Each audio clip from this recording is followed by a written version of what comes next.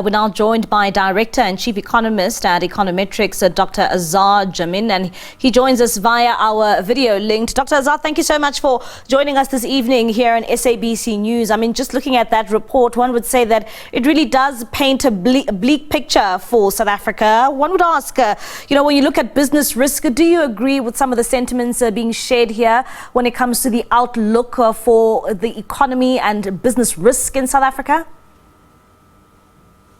Very much so. I think that they have identified certain significant business risks as they affect us in the short to medium term, most definitely. The whole aspect of cyber security that was highlighted by the attacks on Transnet a couple of years ago. Obviously, we know about the infrastructural blackouts in terms of load shedding and also business interruptions in the form of logistical problems that we've had as a result of problems at our ports. And then the whole issue of natural disasters, which has become quite a big issue, certainly in KwaZulu-Natal in the last couple of years. Yes, there are some very long-term issues that haven't been highlighted in the way that they have been highlighted on the world stage, such as skilled shortages.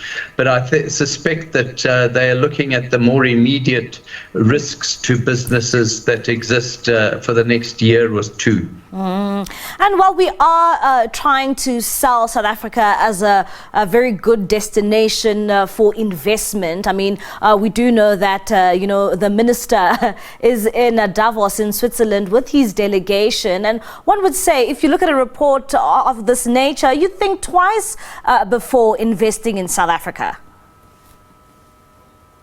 You're quite right. The only mitigating factor is that many of these business risks actually prevail in several other countries. I looked at the world ranking, and the ranking in South Africa is certainly in the top three, is very much in line with that of the rest of the world.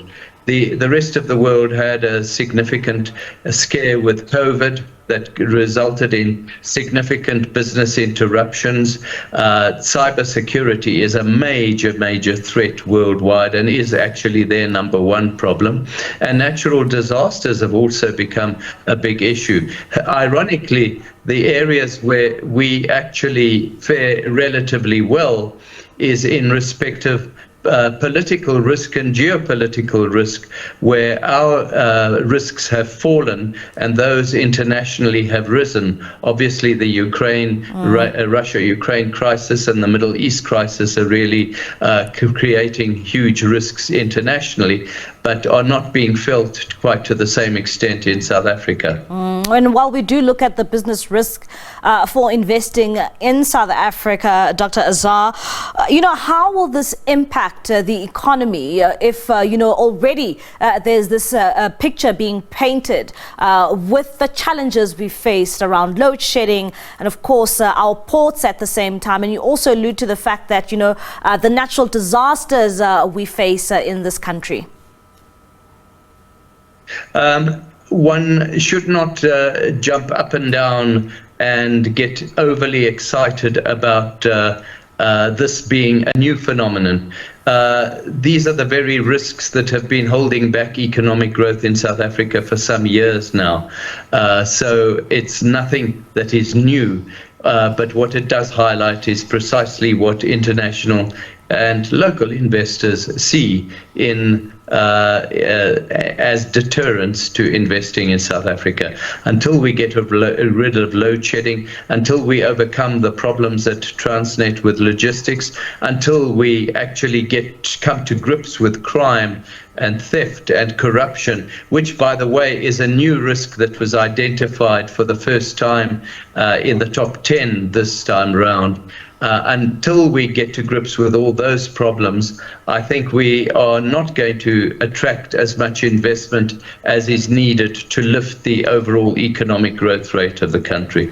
And of course, this year we do find ourselves in an election year. We are heading to the polls this year, and we've been told on numerous occasions by some experts who say that the ANC may dip below 50%, and we all know what that means because we've seen that play out in our municipalities with coalition governments, and a number of people saying that, well, it's not good for South Africa. What role will this year's elections play, especially should we find ourselves in a coalition government on a national scale?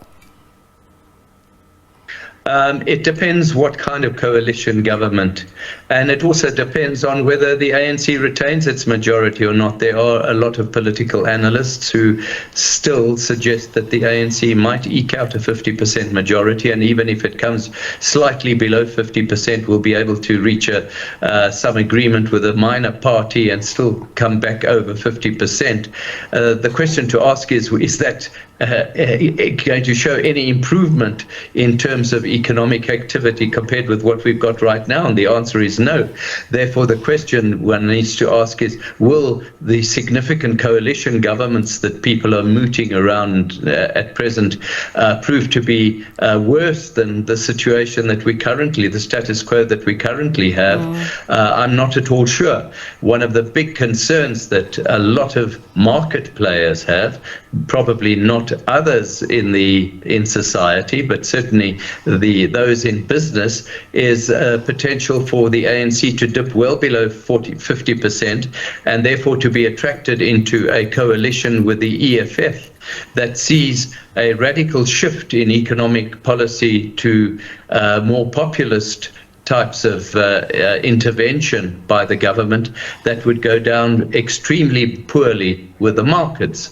On the other hand, if you get a new realignment with maybe ANC participation that starts looking towards private sector involvement to try and resolve some of the problems that the country is facing, I think that you could see quite a lot of new investment being attracted into the country and a reversal of the long-term downward trend in our economy and the inexorable increases in unemployment that we have been seeing. And, one would also ask, when we look at, the issues around the elections in which we are facing this year, can they cause an impact in some of the efforts, being tried here to try and resolve the problems we are facing, the likes of load shedding, the likes of, railways and our ports, especially should we find ourselves in a completely different government?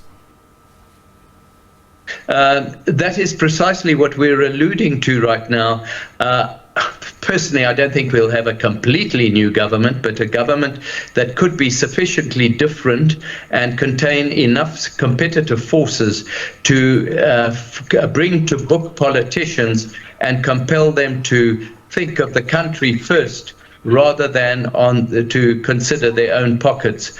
And here I am talking in particular to the need to try and attract a lot of the skills that reside in the private sector to start helping to finding solutions. We are already embarking upon that path to some extent in the case of renewable energy and trying to solve our energy crisis. And in the case of Transnet, we've been told that we've approached certain major international port development groups to try and help resolve our problems.